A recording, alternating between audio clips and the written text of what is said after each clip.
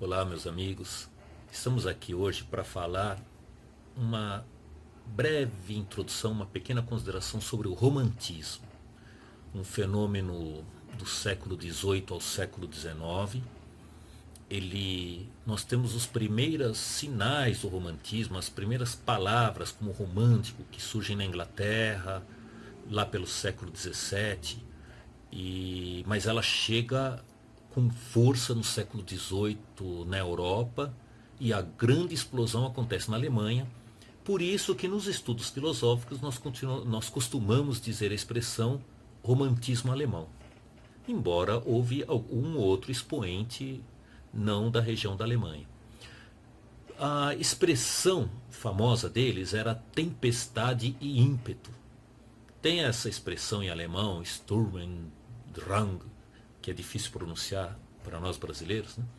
É tempestade e ímpeto, ímpeto tempestuoso, um turbilhão do nosso ímpeto, quer dizer, uma tentativa de expressar toda uma tempestade que ocorre dentro da nossa alma. E é um momento de mudanças radicais. Primeiro, nós já vimos que o iluminismo é uma corrente forte na Europa, também na Alemanha, e o romantismo chega nesse período, ele chega durante o auge do iluminismo e critica o iluminismo. Ele é influenciado também pelos movimentos da Revolução Francesa, né? Tem um sentido nacionalista, um certo amor à liberdade, um certo patriotismo. Estamos num contexto da ascensão burguesa, e é claro que existe essa influência também.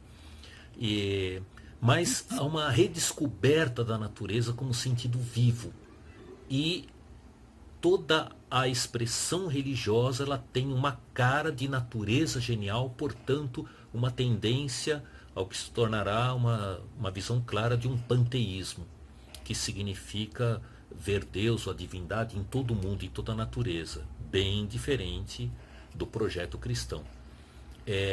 E há uma predileção por paixões e sentimentos fortes contra toda a racionalidade iluminista. E há uma volta aos clássicos também, mas pode parecer aí para você, fala, mas tudo volta aos clássicos, o Renascimento volta aos clássicos, o Iluminismo volta aos clássicos e tal, mas todos eles têm uma cara diferente. No caso do romantismo, há um equilíbrio entre toda essa impetuosidade e o limite clássico grego, a ataraxia grega, o equilíbrio grego. Então é uma tentativa de mesclar esse ímpeto interior junto com a impetuosidade da alma. E essa é uma tendência, o romantismo, que se manifesta, obviamente, na poesia, com claras influências no mundo inteiro, inclusive no Brasil, se manifesta na filosofia, nas artes figurativas, na música, em diversos setores do pensamento humano e principalmente europeu.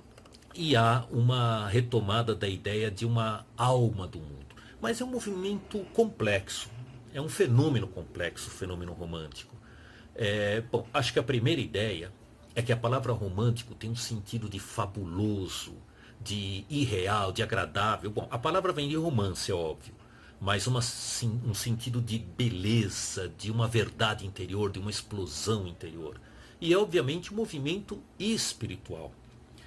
A força do espírito, e entendemos por espiritual uma manifestação interior, né, da alma, dos sentimentos, das emoções. E eu diria que essa grande explosão ela é paradigmática na Alemanha. A Alemanha marca a força de toda essa explosão. Há um conflito interior, um ethos, e o curioso, eu sou professor de ensino médio em faculdade. E a gente nota que, embora as preocupações sejam diferentes, entender os filósofos é uma preocupação de todos. Mas eu noto que na faculdade a gente tem uma preocupação, pelo menos nas faculdades que eu lecionei, que eu leciono, uma tendência em discutir a ética, a filosofia, a sua contribuição ética. Parece que todos sabemos que estamos com certo prejuízo de ética.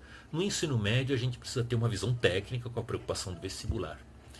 Mas, tanto para um quanto para o outro, há um conflito interior, portanto, há um ethos. E é um amor ao certo desejo. E esse amor ao desejo é ambíguo. E aí entra a questão ética. Eu tenho minhas paixões, eu tenho meus sentimentos, eu tenho minhas inquietudes.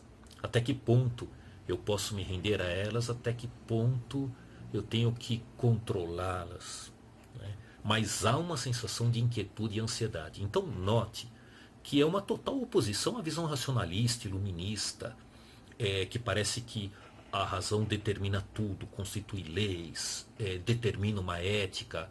Agora é uma ética diferente que vai dar abertura, talvez foi a primeira vez que a filosofia se abre de vez para essas questões totalmente emocionais, sentimentais, né? Na visão grega havia inclusive, por assim dizer, um certo preconceito em relação à, à explosão das emoções, porque isso atrapalha, isso seria como um patos, uma patologia. Então você tem que ter uma vida de ataraxia, de equilíbrio, né? Mas o romântico, ele quer ter sim o equilíbrio, mas ele quer ter a oportunidade de explodir suas emoções, seus sentimentos, né? Há também uma sede pelo infinito, um sentido do todo, do uno, do absoluto. Talvez daí o panteísmo, no sentido que a religião coloca o ser humano de frente com o infinito. Tema que já foi trabalhado também no Renascimento e também lá pelos estoicos, por Plotino, né? Mas há aqui no romantismo uma ênfase à intuição e à fantasia, que ela agora tem a sua liberdade. Eu vou citar alguns nomes como expoentes, principalmente da poesia romântica, e que influenciaram na filosofia, que são nomes também difíceis de explicar, né? Schlegel, Novalis, Schleiermacher, Hölderlin, Schiller, Goethe, e alguns filósofos como Jacobi, Herder. E esses foram os iniciadores. Eu gostaria assim de citar aqui algumas expressões, né? Por exemplo, do Goethe. Ele dizia: em todas as coisas está presente o eterno. Do Hölderlin: um Deus é o homem quando sonha, um mendigo quando reflete. E assim por diante. Mas por falar do Goethe, eu queria citar um pequeno esboço para que a gente tenha ideia da poesia alemã, até porque filósofos que sucederão vão voltar à visão da poesia como uma insuficiência do dizer o ser, como uma insuficiência da racionalidade. Olha que poesia interessante. Feliz só será a alma que amar, estar alegre e triste, perder-se a pensar, desejar e recear, suspensa em penar, saltar de prazer, de aflição morrer, feliz só será a alma que amar.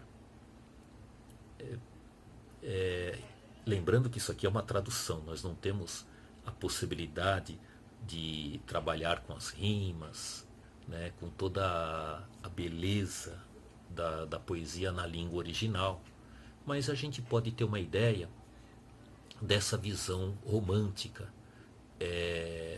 que inclusive se entende, por exemplo, nas palavras de Schlegel, que o artista ele tem uma religião própria, porque ele alcança a intuição do infinito.